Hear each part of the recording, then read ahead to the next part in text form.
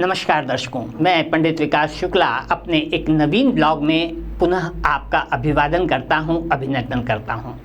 दोस्तों, आज का ये ब्लॉग हम बनाने जा रहे हैं सूर्य के राशि परिवर्तन के ऊपर। सूर्य जो है वो दिनांक 14 अप्रैल सन 2026 को दोपहर में 11:40 के लगभग मीन राशि को छोड़कर अपनी उच्च राशि मेष में प्रवेश करने वाले हैं। सूर्य जो है वो ताकत है, सूर्य जो है वो साम्राज्य है, सूर्य राजा है, सूर्य ओज है, सूर्य तेज है। लेकिन यही सूर्य जो है वो अहंकार भी है, यही सूर्य जो है वो घमंड भी है, यही सूर्य जो है वो क्रोध भी है।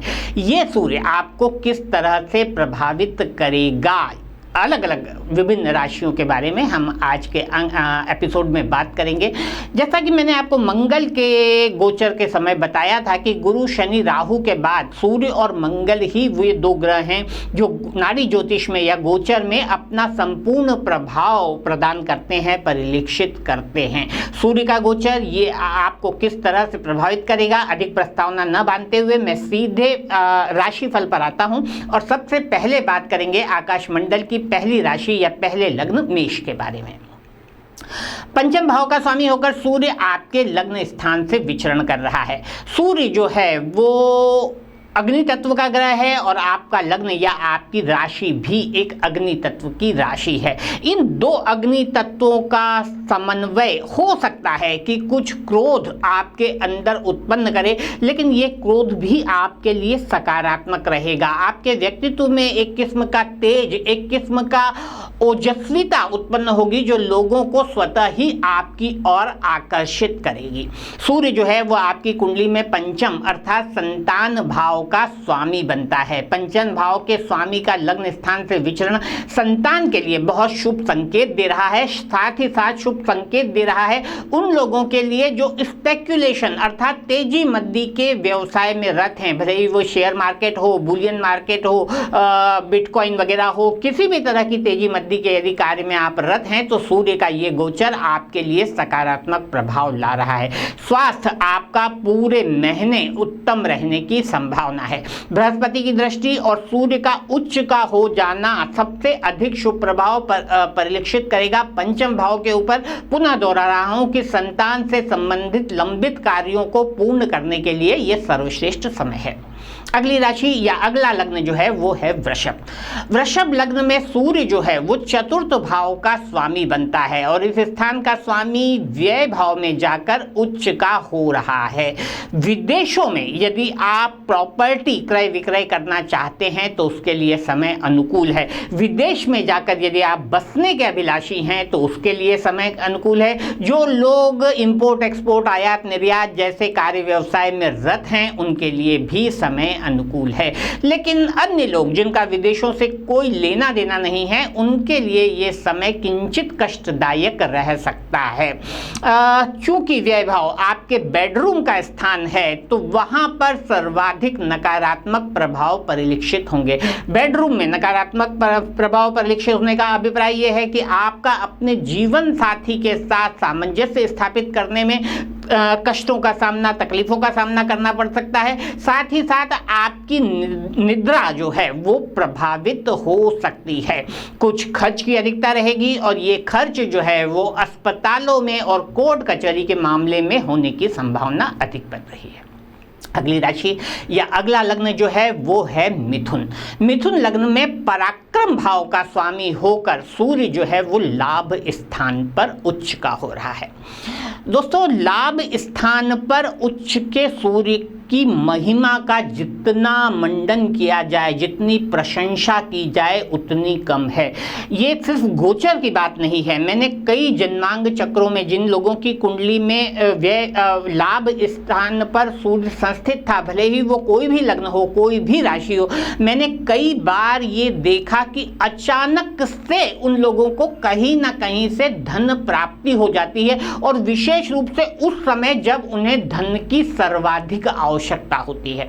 मेरे एक प्रबल मित्र हैं, नाम यहाँ नहीं लेना चाहूँगा, बहुत बड़े उद्योगपति रहे किसी ज़माने में, बाद में उन्हें बहुत आर्थिक कष्टों का सामना करना पड़ा और लगभग दिवालिया उनका निकल गया, लगभग क्या निकल ही गया।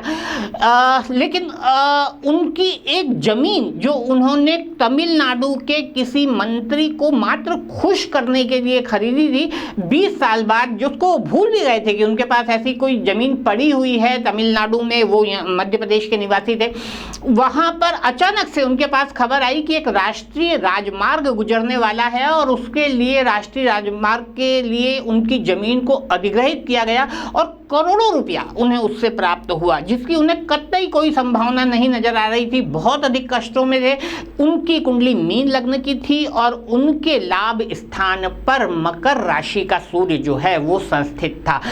मीन लग्न के लिए सूर्य कोई बहुत योगकारक ग्रह नहीं है और ना ही मकर राशि सूर्य की कोई बहुत प्रिय राशि है, लेकिन सिर्फ सूर्य के लाभ स्थान पर होने के कारण अचानक से उनको जब बहुत अधिक आवश्यकता में थे, और यह सिर्फ मैंने आपको एक उदाहरण दिया, ऐसे कई उदाहरण मैंने अपने जीवन में देखे कि जिन लोगों के लाभ स्थान पर सूर्य है उनको अचानक कहीं ना कहीं से धन की प्राप्ति जब उन्हें बहुत अधिक आवश्यकता होती है हो ही जाती है।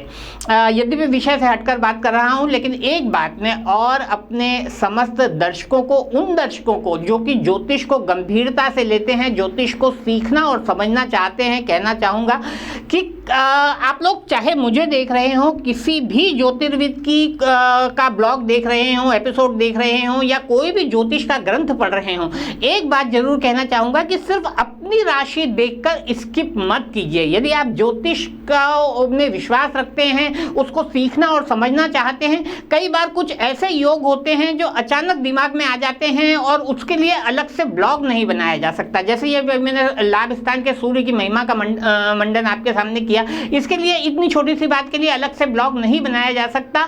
लेकिन कई बार ऐसी बातें, आप भले ही वो आपकी राशि ना हो, पर मैं आप चाहूँगा, आपको सलाह दूंगा, किसी भी ज्योतिर्विद का कोई भी ग्रंथ आप पढ़ रहे हो या कोई भी प्रोग्राम देख रहे हो, पूरा देखिए। कई बार कुछ ऐसी छोटी छोटी बातें बीच में निकल कर आ जाती है जो बहुत ही मनोरंजक होती है, साथ ही साथ बहुत ही ज्ञानवर्धक होती है। खैर, हम मुख्य विषय पर आते हैं। मिथुन राशि की बात कर रहे थे।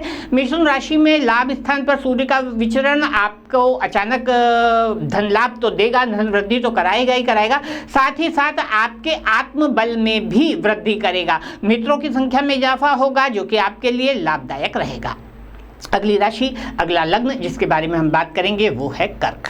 दशम भाव में दिग्बली सूर्य का विचरण होने जा रहा है और सूर्य कौन है? आपके धन स्थान के स्वामी। निश्चित रूप से आर्थिक लाभ के लिए, और ये आर्थिक लाभ आपको अपने कार्य क्षेत्र से ही प्राप्त होगा। भले ही आप नौकरी कर रहे हो तो उसमें इंसेंटिव वगैरह का यदि कोई संभावना बनती है, प्रमोशन की संभावना बनती है तो उससे प्राप्त होगा, और यदि आप व्यवसाय प्राप्त कर रहे हो तो उससे, मतलब आपके स्व प्रयत्नों से ही आप बहुत अच्छा आर्थिक लाभ सूर्य के इस गोचर के दौरान अर्जित करने में सफल रहेंगे। कार्य व्यवसाय में बहुत सुगम परिस्थितियों का निर्माण होगा। किसी नवीन क्षेत्र में प्रवेश के आसार भी दशम भाव से विचरण करता हुआ सूर्य जो है वो निर्मित कर रहा है। अगली राशि या अगला लग्न जो है वो है सिंह। सिंह लग्न में लग्नेश का भाग्य भाव में विचरण आपके भाग्योन्नति के प्रयासों में बहुत अधिक सफलता प्रदान करेगा। तीर्थटन के योग बनेंगे। संतान की उन्नति के लिए भी ये समय सर्वश्रेष्ठ है। अगली राशि या अगला लग्न जो है वो है कन्या। 8वें भाव से सूर्य का विचरण हो रहा है। सूर्य आपके व्यय भाव के स्वामी हैं और अष्टम भाव में जाकर विपरीत राजयोग का निर्माण कर रहे हैं। लेकिन मैं वर्तमान जो अन्य ग्रह स्थितियां हैं उनको देखते हुए इस योग को कोई बहुत अधिक शुभ, इस विपरीत राजयोग को कोई बहुत अधिक शुभ नहीं मान सकता। अचानक दुर्घटनाओं के योग बन रहे हैं। कोई पुराने रोग के पुनः उभर आने की संभावना से भी इनकार नहीं किया जा सकता। एक चीज़ जो पॉजिटिव, जो सकारात्मक हो सकती है, वो हो सकता है आपके अतीन्द्रिय ज्ञान की उन्नति। कुछ ऐसे ज्ञान जो कि दबे हुए हैं, जो कि नॉर्मल नहीं है, जैसे एक ज्योतिष विद्या ही हो गई, तंत्र मंत्र इत्यादि जो रहस्यपूर्ण विज्ञान हैं, उनमें आपको सफलता प्राप्त हो सकती है, उनमें आपकी रुचि भी बढ़ सकती है। आज के कार्यक्रम को यहीं रख रहे हैं। अगली 6 राशियों के बारे में बात हम अपने अगले एपिसोड में करेंगे। तब तक के लिए नमस्कार।